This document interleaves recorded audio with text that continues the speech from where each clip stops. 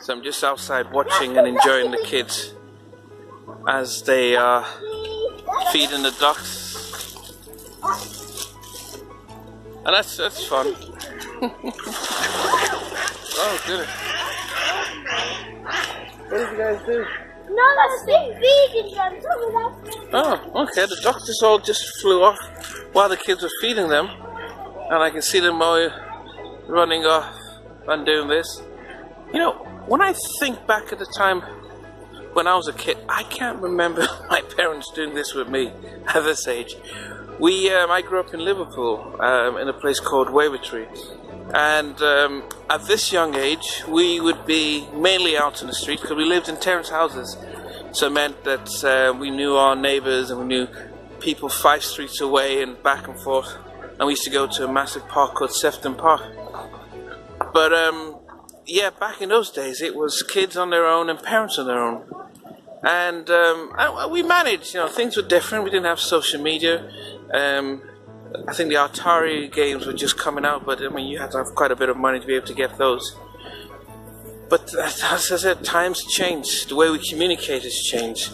The way we interact with each other has changed. You know, I've got my brothers in America. I've got a young brother in Liverpool. My parents have retired and moved to Nigeria, and what that means is that we don't get to see each other every week or so. We have to rely on calling through WhatsApp, Skype, posting videos on Facebook and things like that. And you know, and that's challenging for me because I was very close to my family. But as I said, for my own kids, spending time with them as I am now, and as my wife keeps doing, is really key to early childhood development. It's key to give them that security and self-confidence in life. When my wife and I got married, we made a promise that one of us has to make sure the kids are ready in the morning, and then one of us has to make sure that they are, we put them to bed.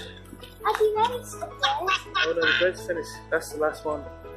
So we made sure that we spent time with them morning, noon and night, so that they understand that we're here to support them.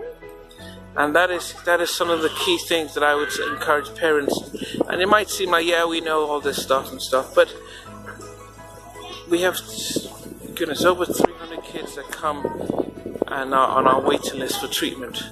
Some for anxiety, some for the low mood and depression. And some of the roots of it is separation anxiety. It started from there. It started from when they were kids. It started with those relationships. Parents can't contain them, give them video games and let them stay on the internet in order to entertain them. And later on in life, it becomes a challenge just working with that communication, because then they see themselves based on their social media profile, how many likes they get, the comments they get on their pictures and things.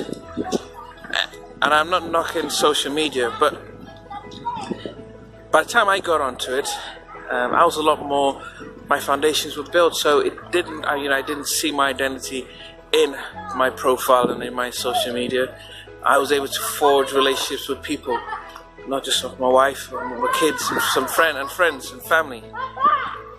That's becoming a lost art among our young kids now, and so it's important that there's moderation and there's balance. But when they're this young, really just get them to some old school basics of just doing the kid things that we did when we were kids. If it means feeding the ducks, playing football, just running in the field, just doing just the basic stuff, doing as much as is possible. And let kids remember to be kids. Don't let them grow up too quick, because they've got a lifetime for that. Okay,